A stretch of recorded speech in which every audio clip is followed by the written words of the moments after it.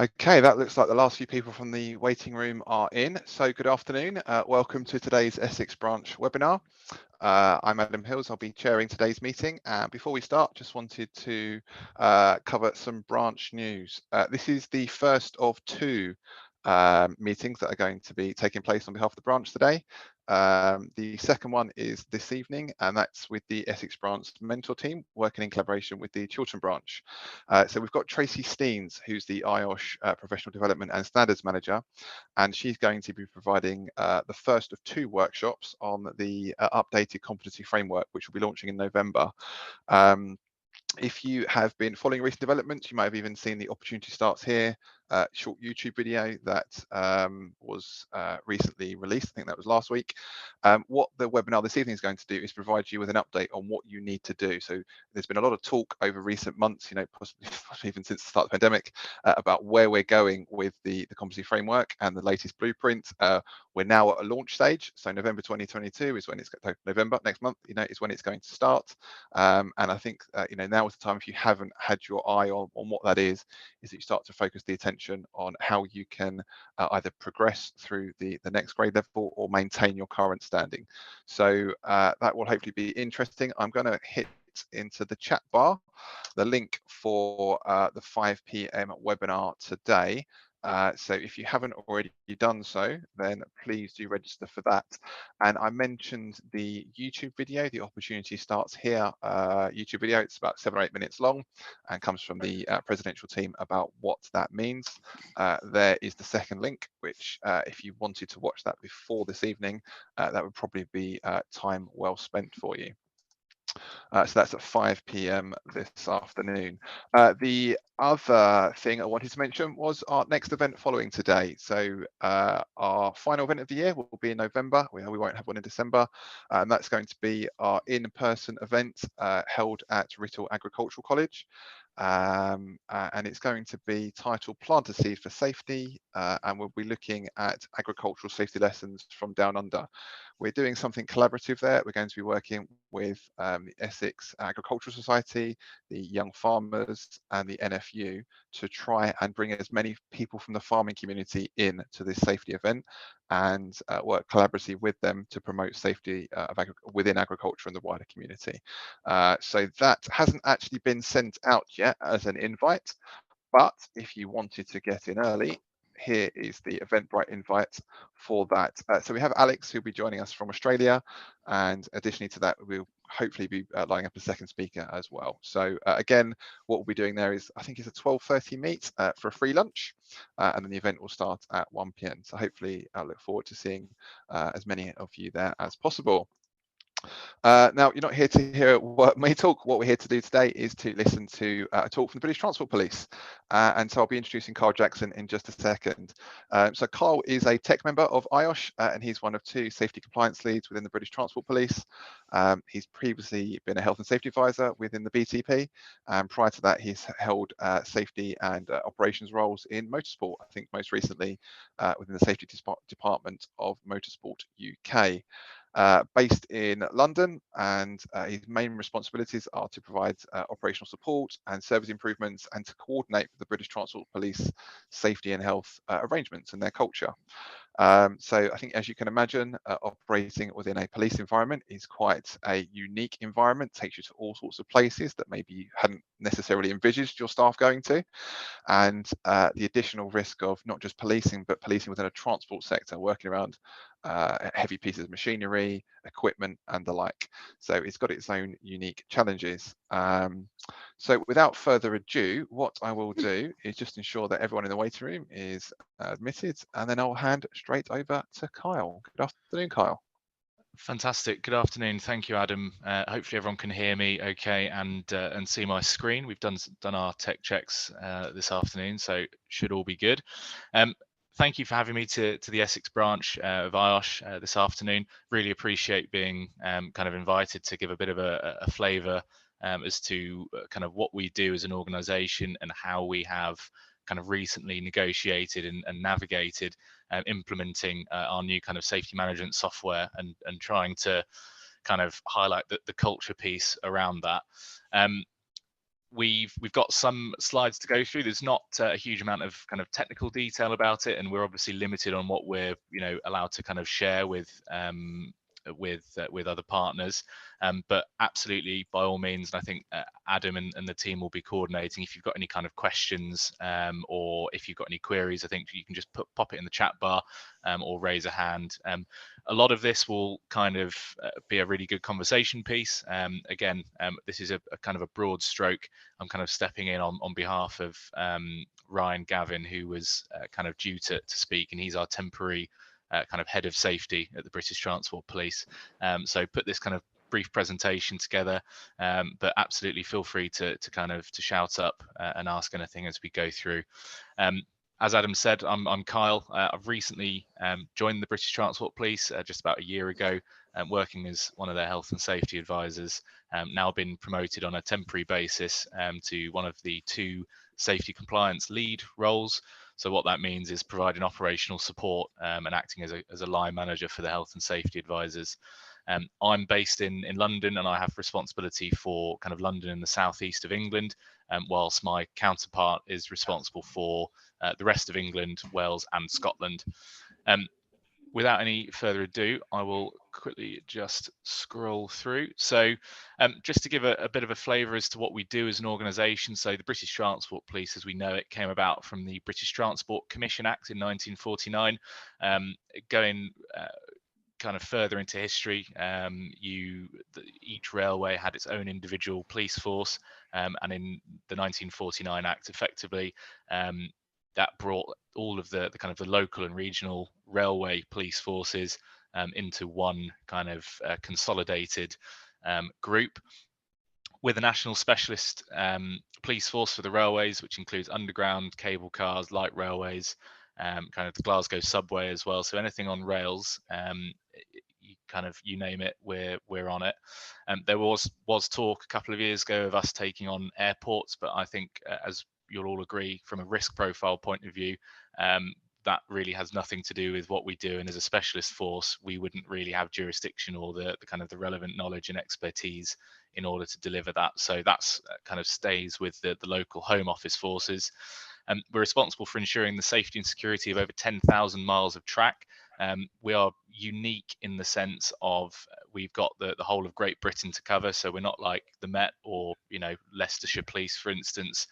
We've got a significantly larger footprint than 99% of other police forces. There are a few others that are national, so the Civil Nuclear Constabulary, as well as some other forces having some kind of jurisdiction nationwide.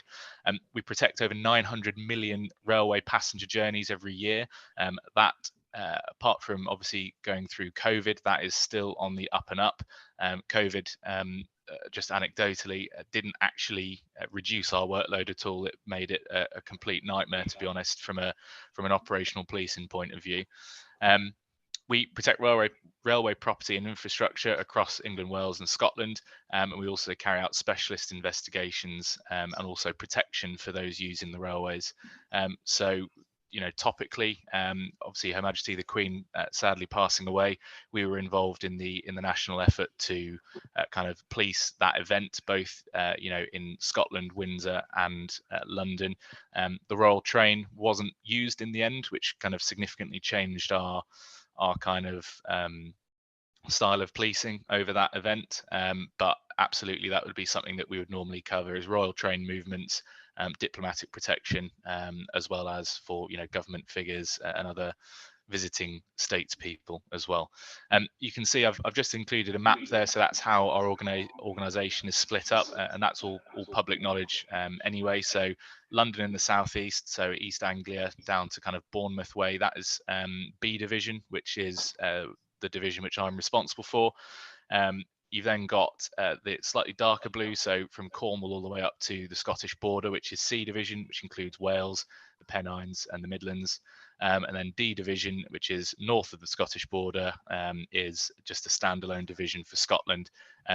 It's kind of structured like that because you've got different train lines. You've got B division as the biggest, sorry, not the biggest, the busiest operational policing footprint which we have. You've got part of the Great Western Railway going up into kind of towards Wales, and you've got London and obviously the southeast, which presents a significant workload for our organisation. C division, the Midlands down to the West Country, Wales and the Pennines, that's geographically the largest, and we have some quite unique kind of risks that we carry at this point in time in terms of driving long distances on response calls, for instance, and the like. And then obviously over the border, we've got specific kind of laws which we've obviously got to adhere to in terms of investigating crime, and kind of how the organisation is managed up there. So as you can see, a very large footprint, a very unique kind of risk profile. We are responsible for over 5,000 employees across Great Britain. So we've got 3,000 or so police officers, 180 police community support officers, 250 special constables who are they've got the same kind of rights of arrest and detainment, but they're volunteer police officers. So again, another kind of interesting twist on how we have to manage our people and manage our risk. And then 1,500 or so police staff who work for the organisation, and where I'm kind of included under, basically. With the divisional kind of makeup of our organisation, we've also got two other divisions. So we've got A division, which is the headquarters division. So that houses our crime investigations department, or CID, and other kind of specialist support functions. So you've got obviously HR and health and safety, occupational health. But again, where our kind of risk profile is quite stretched in a sense is we've got our scientific support unit. We've got our scenes of crime officers as well, who will attend fatalities and crimes on or near the railway. So again, we've got not just the frontline cops, so to speak, that we need to look after. We've also got civilian staff who are also going into hazardous kind of environments, and could be interacting with potentially harmful things, whether it's moving trains, harmful agents, etc. Bringing me nicely on to our fifth division, so E division, which is our specialist kind of capability division. So all of the kind of the normal things which you may expect. So we've got policing at height teams, we've got search teams, and you may or may not have seen them out and about, especially in the larger cities. So we've got firearms teams, who are, again, we had Home Office authorization, I think in 2011, that brought us in line with all the other Home Office forces in terms of our firearms and our CBRN capability. Our network incident response team, or NERT as we call them, so they are kind of a part medical kind of transient team which predominantly operate in London. So if you've got someone that's fallen down some escalators on the underground, for instance, or if there's a potential terrorist incident, for instance, on the underground, that's where you may kind of expect them. The emergency intervention unit and emergency response unit are kind of embedded within the lines of route. So for instance, down into Kent, so Southwestern Railway, and Southeastern as well, they kind of subscribe specifically to have either additional officers or additional resources kind of assigned to them. So basically the emergency intervention unit has the capability of taking network rail staff and operatives on blue lights to any kind of instance. So whether it's overhead cabling that's become damaged, or if there's been someone who's trespassing, for instance. So that's another kind of an interesting kind of role that we have. And our specialist response unit, which kind of works in tandem with our scientific teams. So they deal with things, any CBRN incidents, any kind of, we had an incident recently where there was a flask of clear fluid just left at a train station. So as you can appreciate, that may or may not be anything of huge concern, but where we find we've got to balance our duties as a police organisation versus keeping our people safe and making sure that we do the right thing and exercise our kind of due diligence, so to speak. But I'll touch on that a little bit more in a moment. So our risk profile, so as I say, being a police force, we kind of have to run towards danger, to be honest, which as health and safety professionals makes everyone probably feel very, very anxious. Certainly brings out a deep-rooted anxiety in me whenever we're speaking with our operational colleagues and they say, oh, well, we just ran towards it because we kind of have to, but it is an understanding which we have to manage. Our work has a distinctly inherent risk, and we may have to do things over and above what may be seen to be reasonably practicable. So not wishing to teach anyone to suck eggs, but you've got the kind of the standard legislation which we would kind of work towards. But interestingly, there's an HSE kind of paper or guidance on striking the balance, what we call in the industry. So striking the balance between operational and health and safety duties in police services, which is a really interesting kind of read if you've got a spare kind of 10-15 minutes or some bedtime reading perhaps, and it kind of just highlights and goes through in a little bit more detail the recognition that we won't be able to avoid risks or eliminate risks, and often we'll have to kind of manage them in a reasonably dynamic way. And a side note on this, and the reason why we've kind of introduced our safety management software and kind of rebooting our systems and arrangements is because we kind of identified a compliance gap in our risk assessments, mainly around the suitability and the sufficiency of it, which has been an interesting journey, as I'm sure you can appreciate, but it's been so far very rewarding. So it was important to kind of benchmark where we were as an organisation. You may expect that the British Transport Police, or any kind of police force, or any kind of public service organisation, may be really kind of mature in terms of their attitude towards risk and kind of incidents and things like this and corrective action. But until this year, we had a very two-dimensional kind of management platform, a really two-dimensional kind of approach to risk and also to keeping our people safe. We had what we called an accident management system, or what it was called from the vendor, had a really limited functionality, and in terms of our significant geographical spread, as well as our quite unique risks, it really was very kind of fragile. You could only report incidents. After that, you couldn't do anything with that data. You couldn't do anything with the information. It was just sat on a page on the internet. And also we had a functionality to do DSE assessments on it as well. So really, from a national organisation that has the police in the title, I certainly expected when I joined that it would be a little bit more developed. The culture may be kind of less embryonic than it is, but as you will all know, it's probably one of the more rewarding sides of being a safety practitioner, in terms of getting that buy-in and influencing kind of stakeholders, whether it's the senior leaders or others. So moving forwards, we acknowledge that there was a need for kind of a one version, kind of a single version of the truth, or a hub where health and safety can actually be meaningfully managed, and it's not just seen as a tick box exercise. And appreciate I'm saying all the buzzwords here, but really it is really back to basics for us as an organisation, which I think is a good opportunity really to really strip everything back and say, this is exactly what we need to do. This is the system we need, and actually without this, we're going to be going nowhere fast.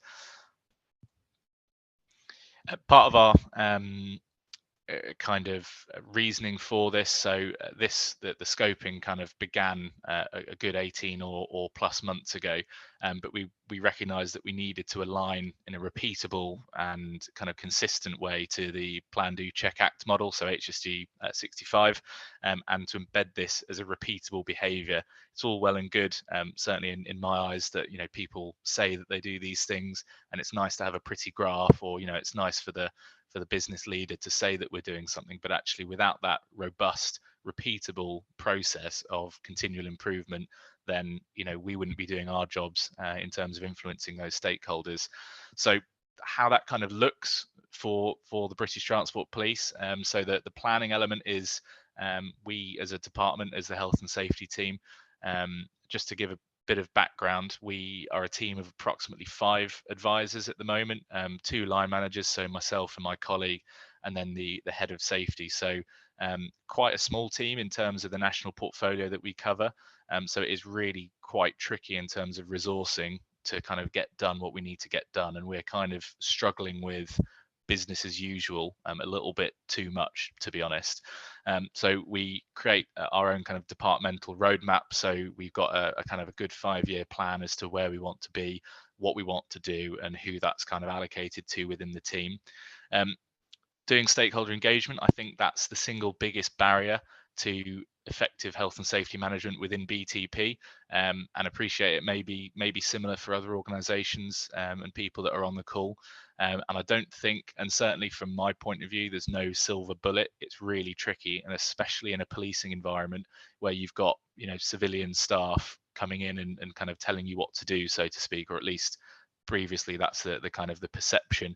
So doing that meaningful stakeholder engagement is really key, and we are on a bit of a journey. We're getting there very slowly, but all too often, and it's quite a shock to me personally, I get told by some quite senior people in the organization, well, why do I need to do that? It's not my responsibility.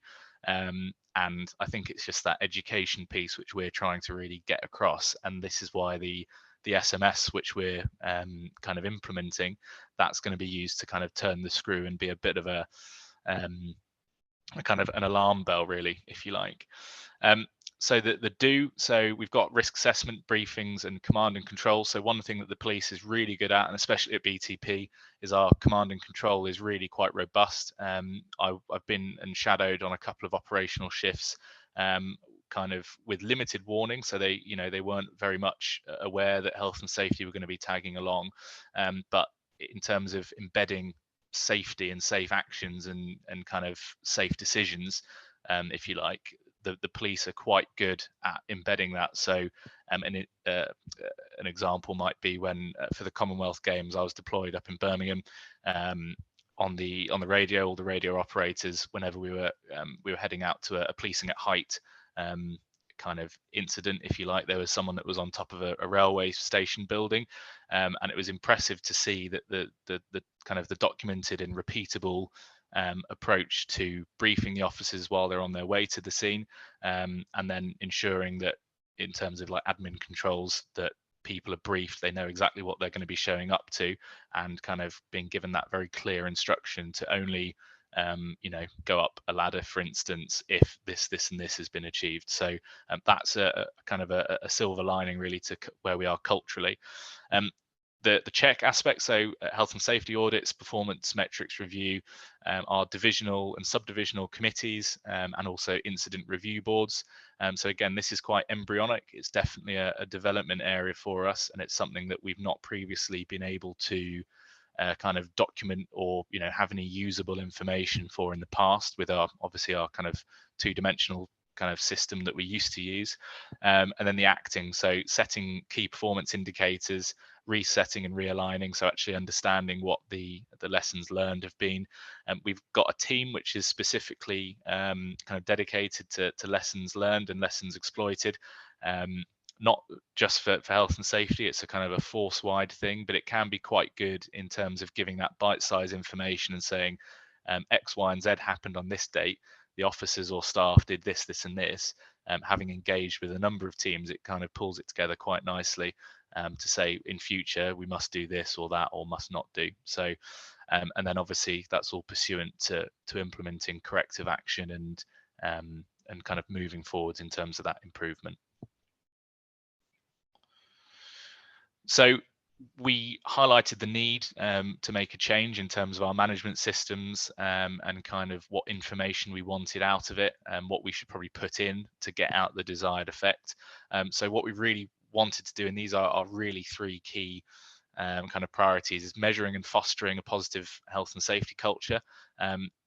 Again, tricky to measure culture, so to speak, but one of the catalysts for us implementing this new safety management system was a risk management maturity or RM3 kind of audit, which we undertook, which is a kind of an industry or railway specific risk maturity kind of audit, basically, and we undertook this, and it took quite a long time to do it meaningfully, but we understood that we're a managed state, and there is a picture later on that kind of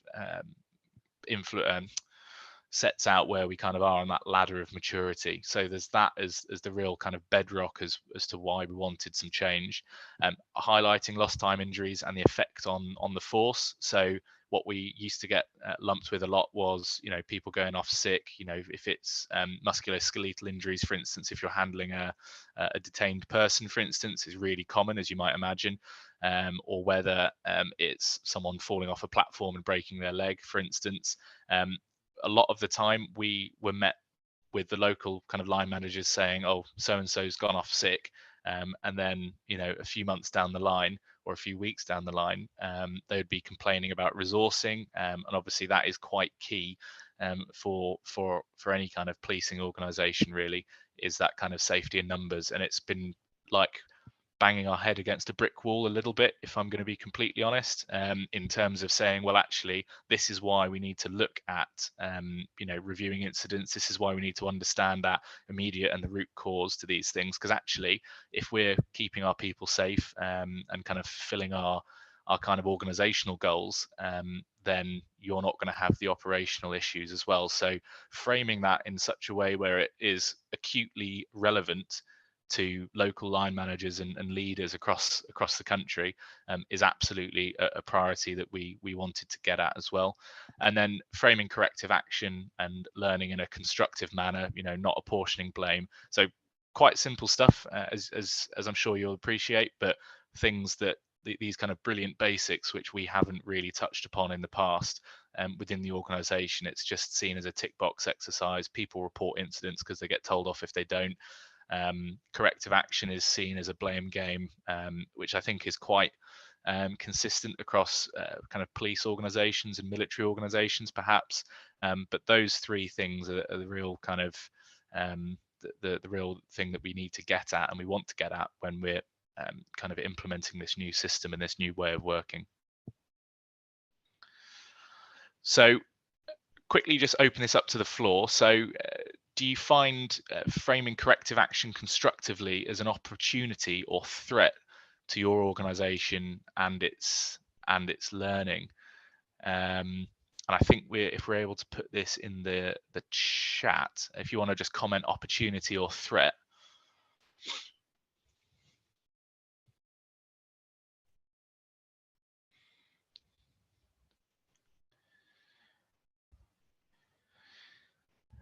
Appreciate it might be a bit of a broad question, but we're getting a few through now. So opportunities, I think 99% so far opportunity. Yeah.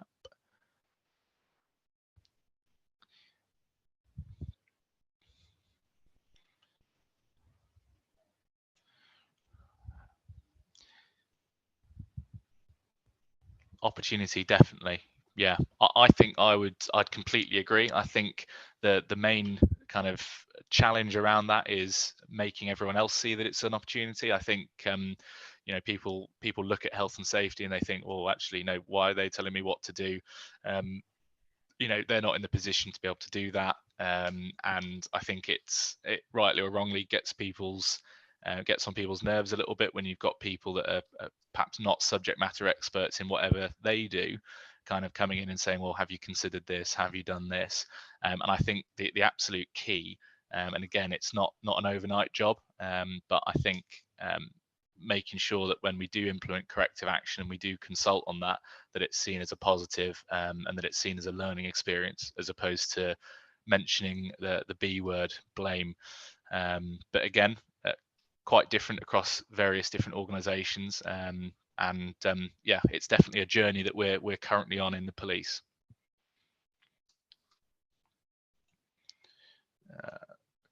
Can't move on my slide. There we go. So in terms of the project overview, so this is a very, very basic kind of roadmap, and just to kind of set expectations on this, I was pulled in personally to kind of manage this kind of project, or be the point of contact for it on our safety team, when the initial kind of decision to A, adopt a system, and B, which system we were going to kind of adopt moving forwards was already kind of partly or almost completely made. I was then kind of given the implementation to kind of manage. So Q2 in 2021, it was kind of approved and kind of ratified following the tender and the bidding. At this stage, I'm not aware of who else kind of was bidding for our contract in terms of the system we use. So you may or may not have heard of Assure, who are our kind of service providers for this system. The first quarter of this year is when we went live. So we went live on the 19th of April this year, and broadly it was well received. I think there were a couple of, as you may expect, a couple of complaints. My phone was ringing off the hook for a good few days non-stop saying, what are all these emails? You know, why am I getting all this? What are you doing? What is this? And I think, to be honest, the development area in terms of the way that we manage the implementation would definitely be ensuring that those kind of clear, concise communications were kind of put out internally, and also providing that kind of training and awareness for line managers. Just to set the scene slightly, we had a number of kind of resignations early this year within our team, which completely decimated, to be honest, our ability to do anything over and above business as usual. So it was a really tricky kind of period of time, especially in introducing this system, and we had to make everything sparkly, and we were kind of in the spotlight, if you like. And we've been gunning for change and a new kind of way of looking at things for a while. So when we got our spotlight, unfortunately, a number of the team kind of dropped out, and that severely hampered our ability to deliver that meaningful training, to do that consultation, and to kind of listen to our people and what their concerns were. So in terms of kind of what went well and what went badly, or what could be improved upon, I think absolutely that kind of learning and development piece would be something that we would do differently. But again, the resourcing significantly challenged that. And then the review kind of period will be Q1 of next year. So we'll be going through kind of post-implementation review, getting consultation from all levels of the organization, and trying to really listen to what people are saying, what they like, and what can be done better as well. Because the system is not for us, it's for our people as a whole, and if they don't buy into it, then the whole thing will be, it'll fall over, and it will largely be a waste of time and money. So it's important that we obviously listen to that and then amend things if we need to moving forwards.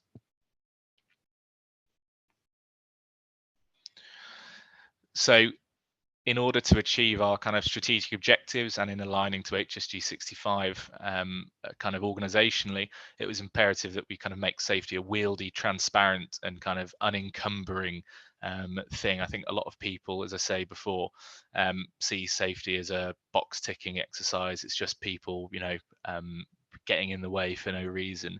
And especially in the police, there's this kind of reluctance to change their ways, because we've always done something like this, and that kind of thing. Again, something that we've probably all heard before. And the kind of the rationale for why we're doing it is we want the leadership, whether it's local or organizational leadership, to make informed decisions and to be well led. So you can see obviously that relies on a lot of different things. So engagement, data, which obviously then leads to informed decision making and continuous improvement. I think there's a propensity, and not necessarily just for BTP, but there's a propensity to perhaps benchmark against other organizations without much of an evidence base behind that. So one of the key things here is that if we've not got that data to support our decision making, then what are we making our decisions based on? Is it just the direction of the wind? Is it someone's just anecdotal idea of what might be the most dangerous thing we do, for instance? So that's a really key kind of process flow that we kind of try and stick to in everything that we do as a team. Just on the right hand side, these are just some graphics pulled from the kind of the system. So obviously we've got the reporting side, which we've always kind of had.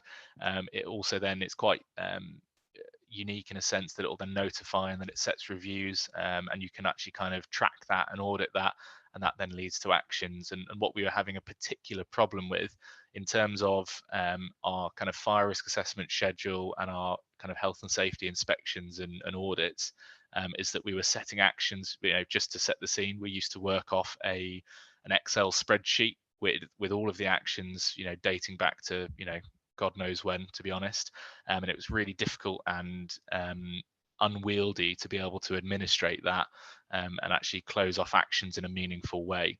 There was also nowhere to store all of the kind of the data support to support that. So any kind of work orders, photographs, videos, etc. There was no kind of single point of contact there.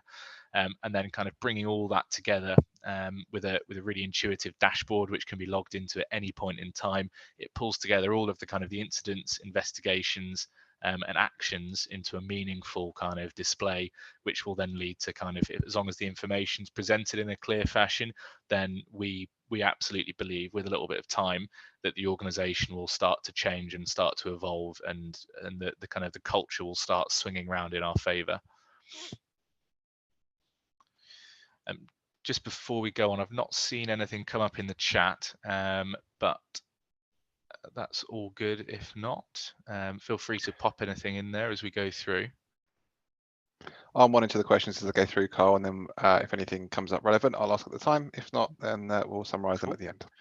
No worries. In terms of achieving that buy-in, so I think this is, again, a real priority. If we don't achieve buy-in at all levels in the organisation, we're just kind of setting ourselves up for failure in a way.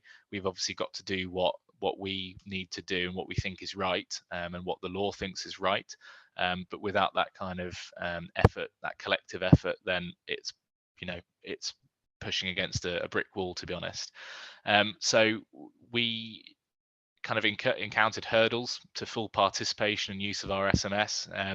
So the ideas that we're kind of trying to pitch to senior leaders and everyone else in between is kind of this collaborative approach. So we're piloting a new campaign called Rethink Safety. It's in its development phase, and it will be kind of published and kind of kicking off, so to speak, next year, probably in Q1 of 2023. And this is just an idea to kind of highlight key development areas for the organization. So I mentioned earlier the brilliant basics, which again is specific to BTP, but we're kind of trying to strip things back.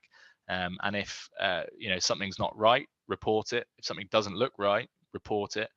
Really going back to basics and just providing that kind of competent advice where we need to. The legal aspect as well. So we're kind of influencing our leaders. So continue to highlight development areas in our risk assessment process.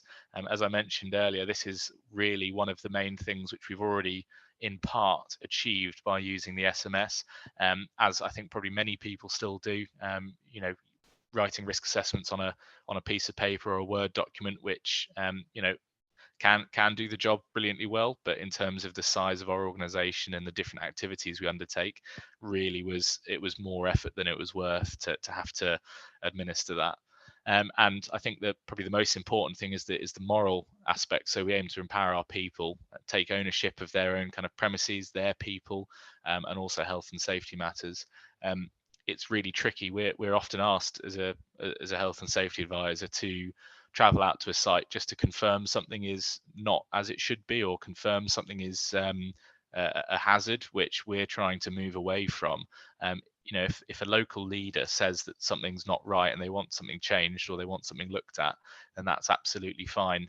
But we shouldn't kind of, and the expectation in the past is that we have to rubber stamp everything and tell someone that something is kind of dangerous, which to be honest, we don't know that the estate as well as the local leaders. We don't know their people as well as the local leaders. So as long as we're there in that support function running kind of parallel to the leaders at a local level, then that's where we're trying to kind of focus our support. And I mentioned earlier about the RM3 audit. You can see on the right hand side is a kind of a cultural maturity ladder, if you like.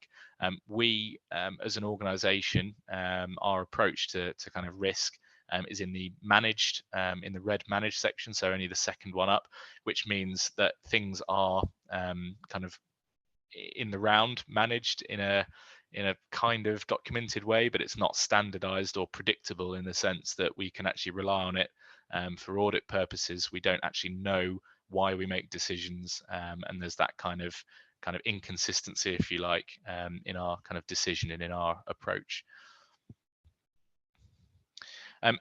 Got another kind of question here, and feel free to kind of pop it in the chat bar. So what are the strongest methodologies used in your experience to achieve buy-in from all levels of your organization, whether it's a large or small organization, whether it's culturally mature or not as mature?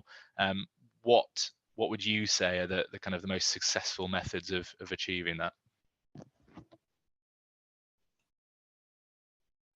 So Carl, while we've got people hopefully typing in their questions into the chat, but I just wanted to speak to you briefly about the dashboard that you mentioned. So is that something that's accessible for all staff? If they've got a, got a health and safety concern, they see something on one of the sites or out and about, how do they raise that so you've got your data to work with? Yeah, so that's a really good question. So the way that the kind of the system and the dashboard works, the dashboard is more for kind of presenting at kind of health and safety committees. It kind of sums up all the information, it's filterable, etc.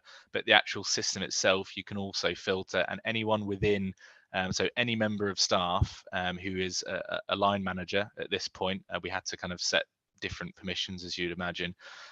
They are able to go into their kind of organizational unit and kind of look at any incidents and any kind of fire risk assessment records, audit records, etc., to have that kind of visibility of risk and the potential risk to their people. So they can log in. It's all via kind of, we've tried to make it really as intuitive as we can. So it's all done via a Microsoft single sign-on. So there's no kind of login details. We've all pre-set up their accounts, and there's kind of the Q&A that's available upon kind of login, so to speak. But we've set it so that they don't have to go rummaging around loads and loads of records across the organization to find ones that are relevant to themselves. The different modules, so that you've got the kind of the incident side, which is just pulls through from the reporting kind of portal, which again is, we hope, is really intuitive. We've set it up so you don't have to log in at all. You don't have to be a line manager. You can be anyone within the organization. You can access it via the BTP kind of mobile devices as well. So you don't have to be in front of a computer. You could be at a railway station having just nearly slipped off a platform, at 3 a.m. kind of thing. With that as well, we've kind of made it really clear that you can kind of save offline reports. So appreciate you won't always have signal wherever you are. So if you're dealing with an incident on the underground, for instance, and you can also kind of go back in and edit it. And as I say, when you go into the back office kind of side, you can then look at all those reports that have been pulled through. You can start then filtering by kind of aggravating factors. So something we see a lot of is kind of obviously officers dealing with people who are in drink, or if they're in mental health crisis or subject to kind of narcotics, for instance. We can then filter that and we can start equating 90% of incidents that involve drug abuse or drug usage, equates to X, Y, or Z injury, for instance, or and from the well-being point of view as well, we can also equate that with people that are requesting kind of well-being support through the system as well. Sorry, thank you. That's really interesting. You've been able to, you said you have 5,000 staff in a variety of roles and different sections, that you've been able to put that into the pockets effectively of all of your staff members. So yeah, no, that's good. So just coming back to the questions that you've asked there is, what are the strongest methodologies used in your experience to achieve buy-in from all levels of your organization? So plenty of responses. Thanks everyone. Seems to be the key themes of leadership, communications, values and beliefs. Engagement was mentioned several times. Benefits and consequences as well was up there. Having that commitment from senior management. You said about the stakeholders and making it a moral obligation for everyone to do that. And then Chris has raised an interesting one. I quite like this, Chris. It's external auditing to focus management and interdepartmental scoring to feed the natural competitors of operations. You mentioned about the military style and the policing culture. It dates back a while. Whether that competitiveness of knowing that a peer has got a score of 90 and you've only got 70, whether that could do things as well. So any thoughts on those comments that have come up there? I think it's really interesting, and actually the point around kind of interdepartmental scoring and that kind of thing is a really interesting one. In terms of the external auditing, that's also a really good point, because the GIAA, so the government interagency audit that was carried out in kind of 2020, I think, for BTP, those tend to carry a lot more weight, which not sure if it's a good or a bad thing, to be honest, from my point of view, but that has some clout in terms of the senior leadership within our organization. They like to obviously tick the right boxes with the right people and the right agencies, which is not necessarily a bad thing.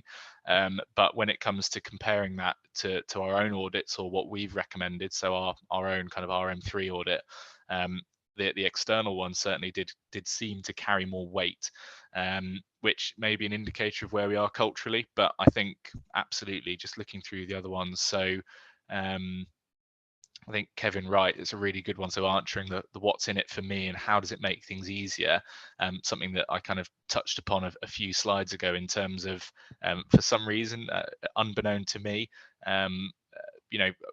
the organization kind of says, oh, well, it is what it is in terms of lost time injuries and people being absent and off work for however long it is, but they're not equating that to, well, actually, if Joe Bloggs has been off for a month, that has cost me so many man hours and so much money to have to kind of replace on a temporary basis, and looking at our kind of profile. So we don't just police train stations on a Sunday morning when some limited passengers are out. We do football matches and big operations, like the kind of the Queen's state funeral arrangements as well. So we're out in all weathers all the time, and I think the really key thing is making it very, very obvious to local leaders and senior leaders that if we're going to reduce lost time injuries, which we absolutely should do anyway, it's going to significantly ease the burden, which I think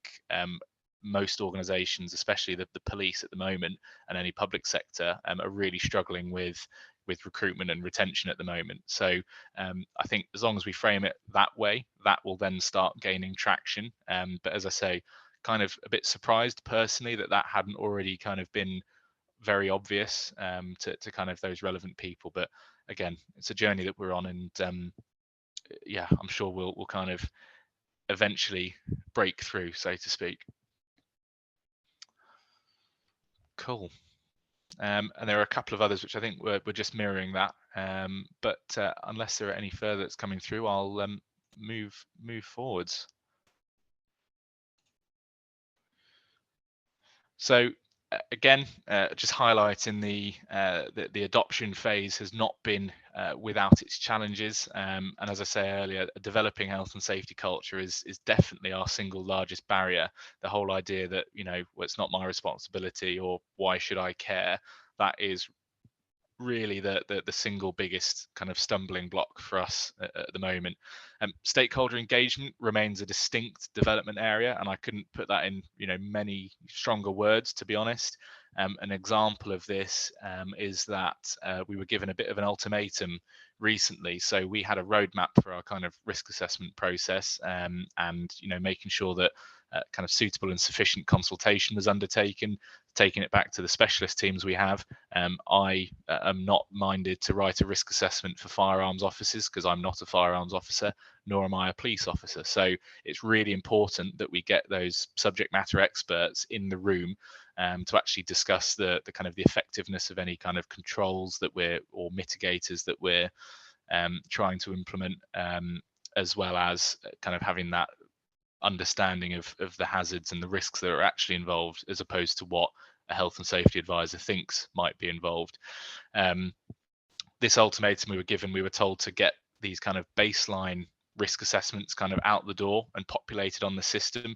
We were given 5 working days, which, as you can appreciate, to do the 22 risk assessments which were asked of us, we said, well, we can, but it won't be suitable or sufficient. So kind of taking the whole idea of out of what we have already proposed in our roadmap and this system being used. But even then, we tried to kind of get some engagement from senior level kind of police officers, so kind of superintendent, chief superintendent level, which was really good. We did get that feedback, but it was a bit too much of a struggle, to be honest, which is why it's a real kind of our main development area as a force and as an organization. And the way in which we want to kind of make health and safety everyone's kind of conscious thought process. Eventually we want to make it a subconscious behavior, but kind of embedding that command and control element, which should be mirrored not just in the police and the crime management, but also in health and safety too.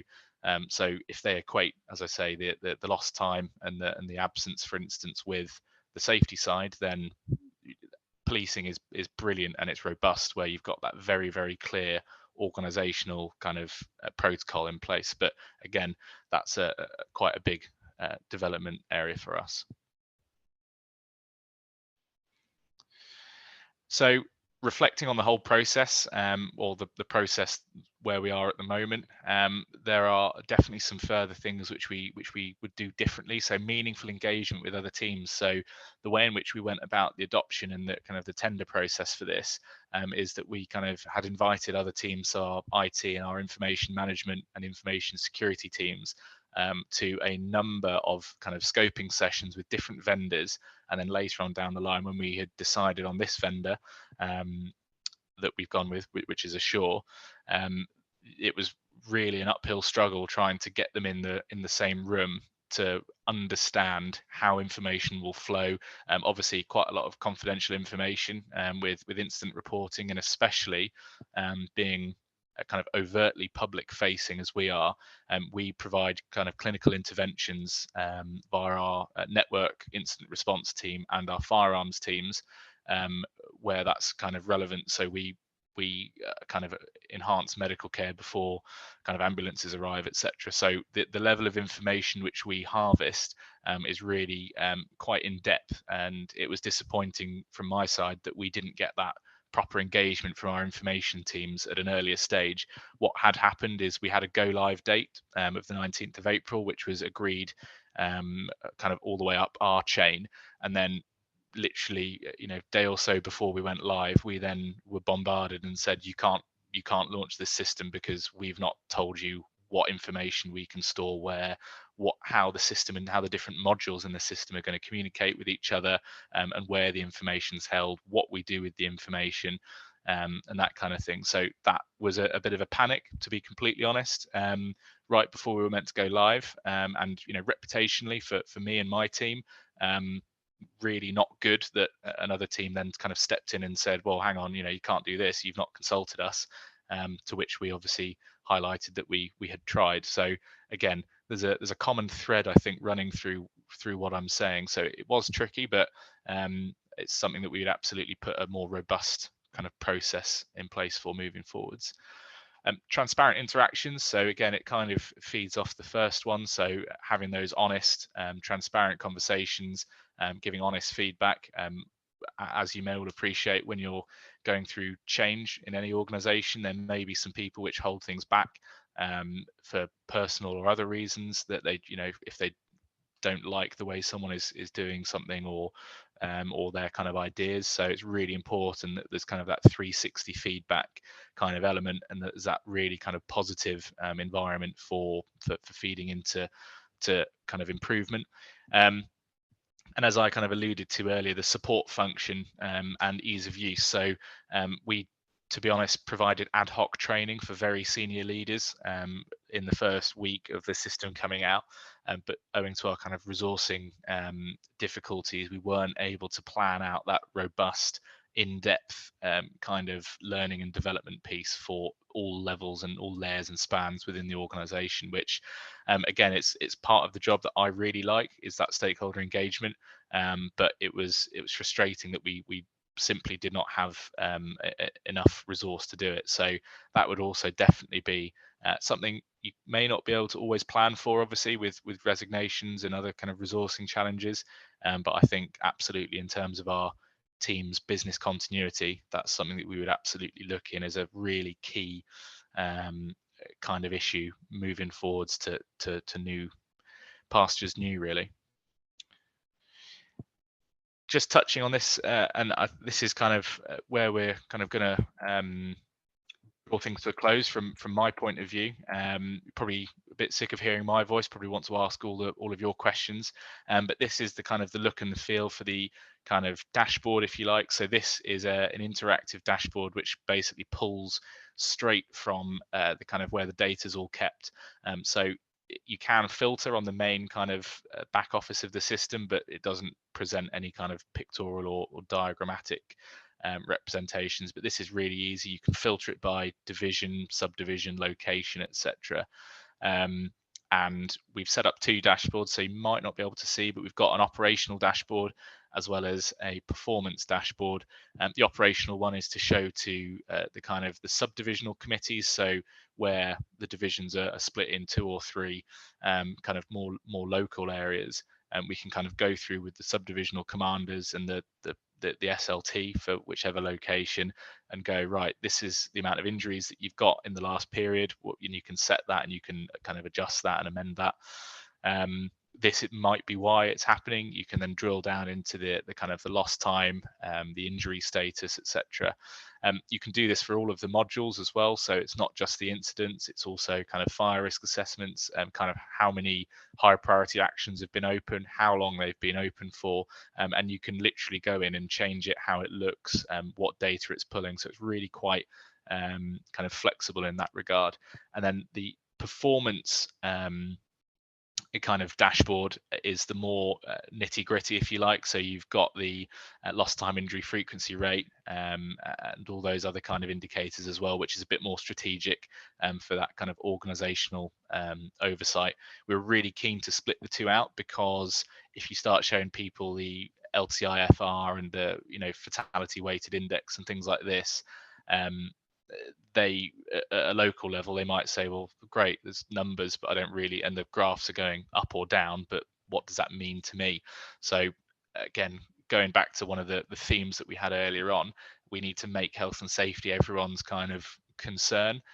So we literally kept it really kind of stripped back and bare bones for the operational dashboard, in that you've had 100 injuries, you've had 3 people involved in a lost time injury.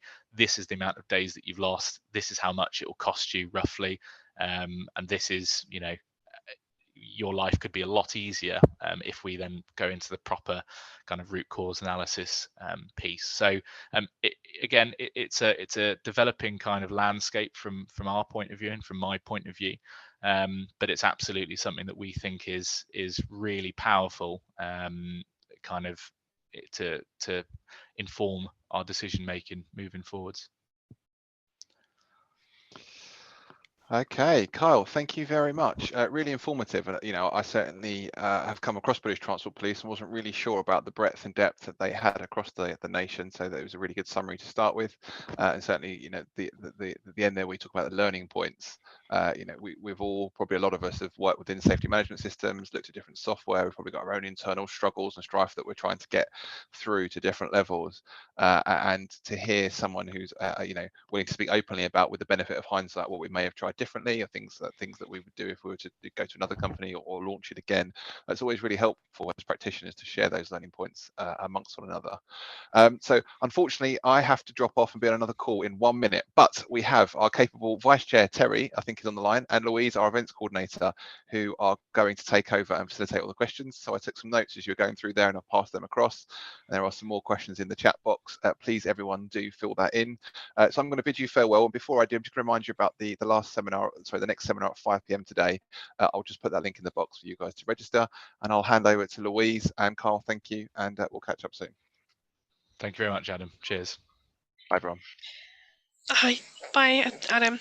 Hi, everybody. So, Carl, thank you so much. As Adam said already, it's a fantastic presentation. So, I personally have learnt quite a lot already.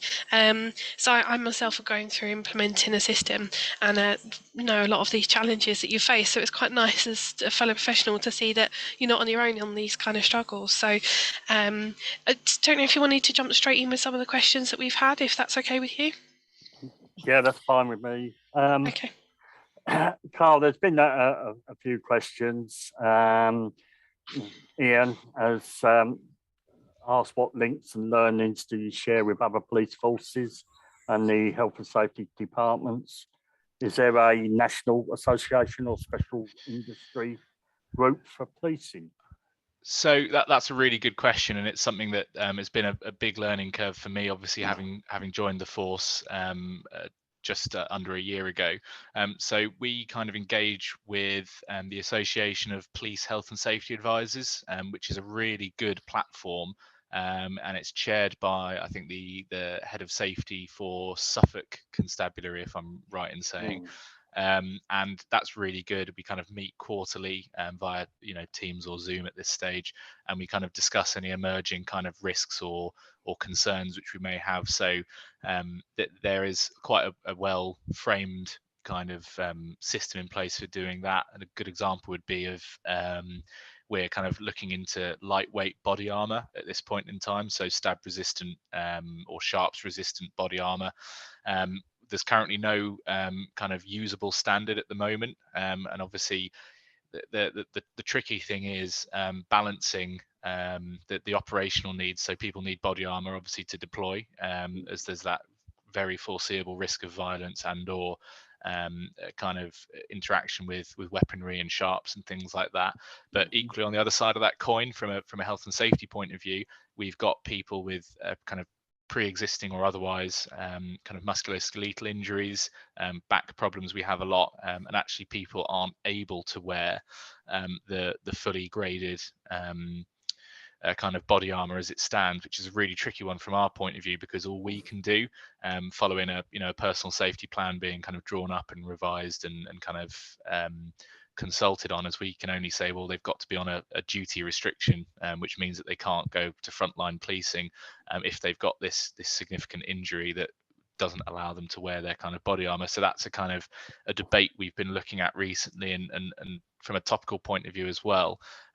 There's been a directive from the government recently that I think it's 66% of all firearms capability within UK police forces have to be dually kind of crewed as CBRN officers as well. So there's a really interesting piece of work which we're going through at the moment, is kind of around the compatibility of firearms officers kind of kit and PPE with the CBRN kind of kit and PPE as well. So that's a really significant risk which we don't know enough about at this stage, which would be a really good place to take to the Association of Police Health and Safety Advisors for kind of review from a subject matter point of view.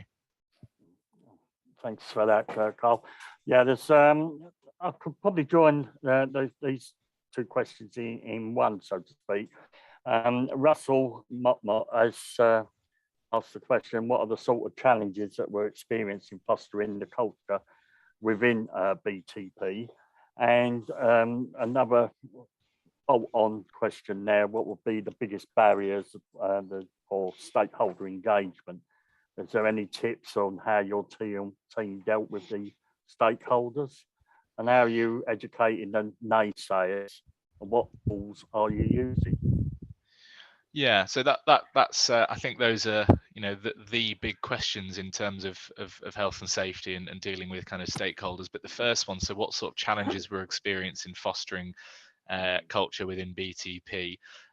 We find that the whole kind of attitude within not just BTP, but I think policing as well. And having not worked for any other police force, I obviously can't say categorically, but I think this kind of organization is very much rooted in its collective experience. So there may not be a robust kind of evidence base to suggest decision making. So a good example may be where we look to another police force, what helmets do they use for public order? Oh, well, the Metropolitan Police use X, Y, and Z, so, well, let's use that as well. There's no kind of, I think because other people do other things and other organizations seem to be doing okay, I think there's that kind of acceptance and that kind of reluctance, I guess, to actually go through the motions and say, right, well, let's complete a full risk assessment on what this kind of activity. So whether it's public order, for instance, or whether it's working on the railway, it's kind of an assumed and accepted kind of norm that we just do what we've already always done, because something's not kind of gone wrong in the past, which again is another kind of buzzword or buzz term really in health and safety. But I think that's really tricky. You've got some obviously very experienced and very capable police officers, and then I think that the main thing is when a civilian in effect turns around and says, well, why did you do that? What's your rationale? I think that's often kind of taken in it's kind of conflated into a bit of a personal thing, as opposed to us just doing our due diligence, making sure that we're doing the right thing for the right reasons, and just questioning A, for our own understanding, and B, for that assurance piece. And sorry, I don't recall what the kind of the bolt-on was, Terry. Yeah, there's obviously fostering, but obviously the biggest barrier of the stakeholders engagement, and any tips that your team has dealt with stakeholders. Yeah, that's it. So I mean, for me personally, and I think the whole team kind of shares this idea, is I think it's really important, and I've had this in previous roles. So when I was working for the national governing body for motorsport in their safety department, it's really key in my mind that you don't, or you're not seen to be kind of governing from an ivory tower, so to speak. I think it's really important, both for any kind of safety practitioners understanding, to kind of get out and about, see what kind of processes, what activities are actually undertaken firsthand, and then kind of ask those questions to whoever's completing it. So an example would be, I go out, I try and keep it quite regular. Every couple of months I go out on an operational shift with some police officers. As I say, I was deployed at the Commonwealth Games, for instance, got some really good exposure to kind of policing at heights, and also the firearms side.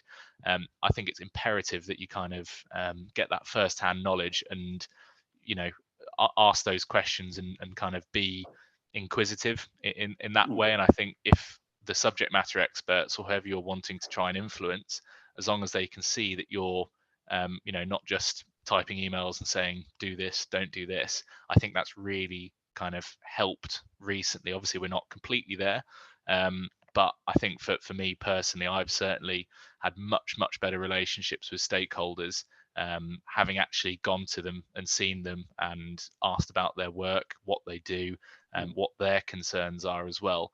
Because I think that, just a bit of an anecdote really, I was on a shift winter last year, and they, I asked them, well, how do you feel? Do you feel well protected? Do you feel like the organization cares? Can you tell me any of your kind of concerns or anything you want to raise? And they were visibly, and they were shocked that I'd asked those questions, which, not saying this is the same for every organization, but I was in turn shocked that they were shocked that no one had asked them that before, and no one had actually spoken to them about how they feel about where they work and what they do. Yeah. Going on that point, I would say good engagement, and obviously giving some ownership to those stakeholders as well. It's all about the plan, do, check, act kind of is a good foundation to build upon, and just getting back to basics. So yeah, I agree with you there, Carl. I'm conscious of the time. You did mention subject of like stab vests and so forth. Just a quick one. Do you use drone teams or any other top technology that you're using in your health and safety? Yeah, so we don't. So yes, the organisation does we do kind of innovate or use innovative technologies such as drones. That falls under our kind of crime kind of division, if you like, and they sit as part of our disruption and drones team. So depending, well, whichever real incident that they're kind of responding to, they may use drones to obviously eliminate the risk of them having to access the tracks, for instance, whether it's a person in mental health crisis, whether it's trespass, whether it's a train accident. So yeah, we absolutely are kind of embracing that, and that is something that we're quite good at as an organization, and we're already kind of getting down that kind of garden path of being open to new technologies and new ways of thinking. And yeah, just one quick last question. obviously from Ian Broadbridge, who works in the rail sector and knows that they have a very strong safety culture. How does BTP safety culture live or complement those stakeholder expectations? That's a really interesting question. I've probably not been at BTP long enough to see how it works in practice. I kind of know or have an awareness of how it kind of works. So as Ian rightly points out, that the rail industry is quite mature in terms of their kind of safety culture and their performance as well. In terms of it's tricky really, because whilst we are part of the rail industry, we are more a policing kind of, that's how I think BTP is thought of. It's a police force as opposed to part of the railway industry. Obviously we're here to police the railways and provide a safe working environment for people traveling, commuting, and also working on the railways. I think it's absolutely something that we need to embrace. One of our previous kind of deputy directors was from the railway as opposed to from the police, and I think it's a really interesting kind of mix that we need to strike that balance really. But absolutely we should be learning and actively seeking out lessons from the rail industry, because I think in terms of their kind of culture, it's definitely more stable than ours as a policing organisation at the moment. I can't see any other questions, Carl. So I'd like to wrap up. I'm conscious of time, and I'll say thank you for a really good summary of the BTP activities. So a big thank you to you and obviously your team. And I'd like to close this particular seminar down. I look forward to seeing some of you later on for our second presentation today, which is commences around about 5 o'clock, which is about mentoring and the way on the IOSH profession and how it's progressing. Thank you, everyone. And fantastic. Goodbye. Thank you very much for having me indeed. Yeah, thank you a lot. Thank you. Thanks, Carl, and thanks everybody too.